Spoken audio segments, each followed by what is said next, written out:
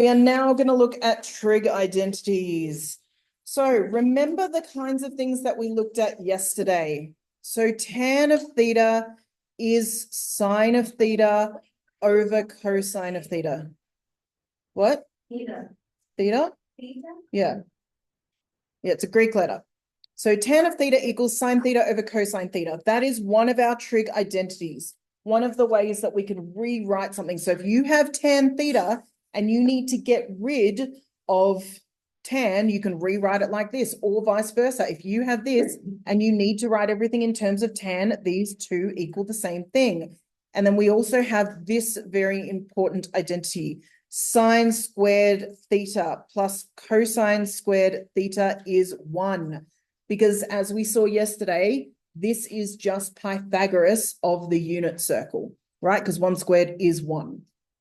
If this is our, anyway, so we looked at the yesterday, the video is up on Google Classroom. If you would like to rewatch the proof of why these identities are true, please go and do that. But for now, I'm going to show you how to use them. So basically what I'm going to do is give you some equations with multiple trig identities in them. So sine, cos, tan, maybe a mixture of all three. And we're going to try and reduce them to just one thing, to either all sine or all cosine or all tan, or just make it as simple as possible. So just like when we have complicated, so if I gave you something like this,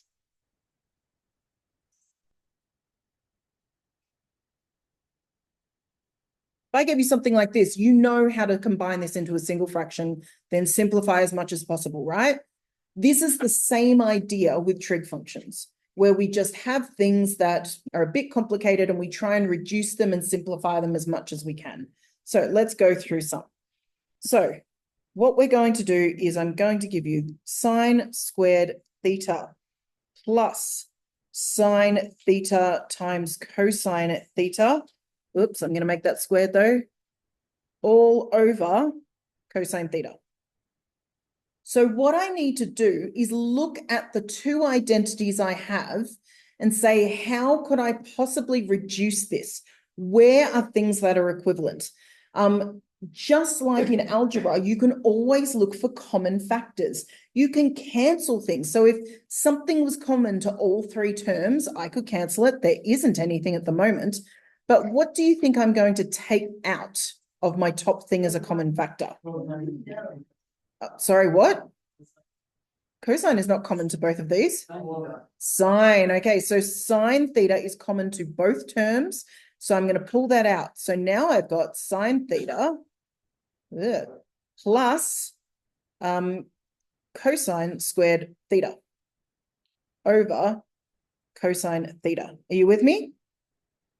So what I've done here is pull out a common factor. I have written this wrong. Yeah. I have, yeah, it's sine cubed. I should have written that. Okay, so if I'm going to pull, sorry, yep, that belongs in there, doesn't it? Okay, there we go. All right, so if I have pulled this out as a common factor, what does this look like?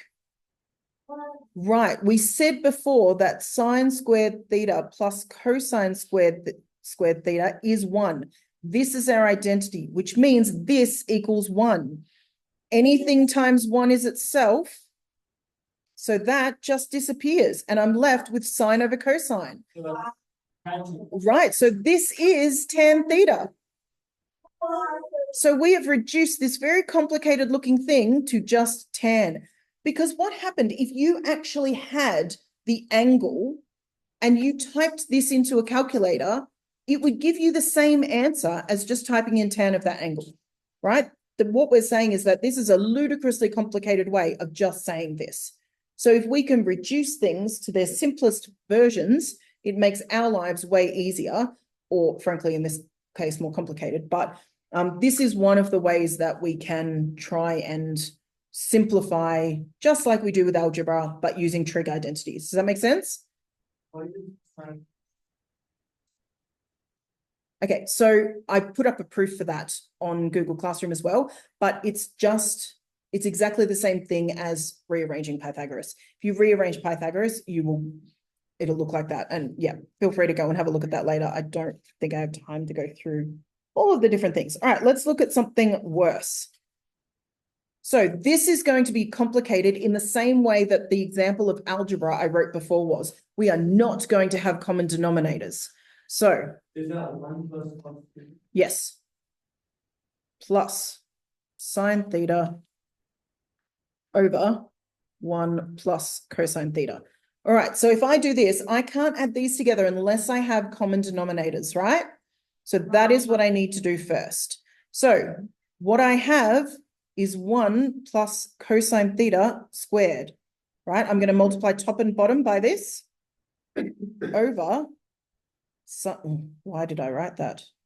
Sine theta times 1 plus cosine theta, right? All I've done is put this over here and multiply top and bottom. Are you with me? Okay, same thing here. I'm going to multiply top and bottom by sine theta. So I now have sine squared theta, multiply it by itself, it's squared. And then at the bottom, we have sine theta times 1 plus cosine theta. All right, so now I can add together the tops. So if you square the first and the second term, I will throw things at you. Boo! What do we actually have to do? Foil, right? We're going to treat this like a foil. So it's 1 plus cosine theta times 1 plus cosine theta. So we need to foil that. So what do we get?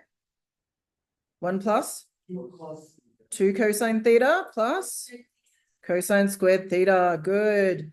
So that's just this bit. And then we have to add this bit too, plus sine squared theta, which is 1. Look at that. These are going to cancel out to 1, aren't they?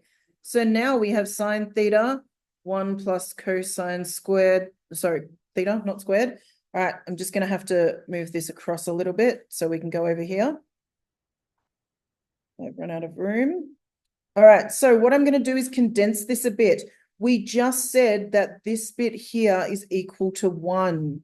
So this is 1 plus 2 cosine theta plus 1 all over sine theta 1 plus cosine theta. Let's not bother. So I'm going to show you why we don't want to bother. You know what? I did this. I was just going through and practicing all the questions, and I expanded this out, and then I had to refactorize it later and then go backwards. So it took like an extra page of work if I did that. So yeah, let's not do that. So the thing is with this, it doesn't actually matter if you do stuff like that. So I did this question before. I made it twice as long as it should have been, but I still got to the answer in the end, and that's all that matters. So if you accidentally expand brackets and make it harder and put in extra bits in the middle, doesn't matter if you get back to the right place. Yeah. You take out the 2. That's exactly what I'm about to do. Look at this.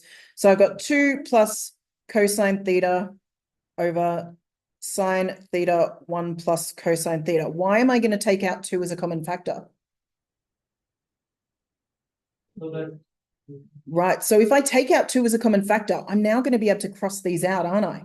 So look at that. Let's go up here, and I'm going to take out 2, and I'm left with 1 plus cosine theta. Isn't that wonderful? Over, I know, it's amazing. Okay, and now these are going to cross out. So I'm left with 2 over sine theta, and I can't do anything else with that. Right, so if you did expand these brackets, you could end up going back over here, refactorizing, then crossing out, which is frankly a waste of time, but that is accidentally what I did before. So it doesn't matter if you do extra steps, just make sure you get back to the end. Now, often at the end, you will only have usually one trigonometric function. Occasionally you could have more than one, but you really, the general rule is you should just end up with the 1. We didn't have any tans in this one. We only had to get rid of cosine. All right. So really, we're just trying to condense things as much as we can. If you don't have common denominators, make sure you put them together. Anytime you see this identity, make it equal 1. Pull out common factors and cross them out as much as possible. This can be a complicated topic, but as long as you remember the 2 main identities this time, we're only focusing on the 2 at the moment. There are a lot more, but don't worry about it. Right now, we're just going to focus on those 2. And so have a look at the first two questions. The first one says express in terms of cosine x. So what they're saying is that your answer should only have cosine in it. No sine, no tan, right? So whatever you need to do, think about how to rearrange that question so that you only get only get cosine. Same with your second one. You're only getting sine in your answer. You are trying to get rid of all the other things. Can I just quickly remind you of something like this? What if I have, what does that look like to you? How do I factorize this? It's dots, good, but there's also a common factor. So I'm going to take out this. How do I factorize this? Okay, you're going to have to use dots today because life is not fair. Okay, what if I gave you something like this?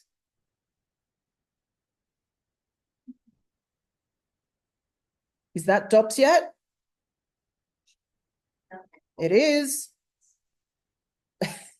This is sine theta minus 1 and sine theta plus 1.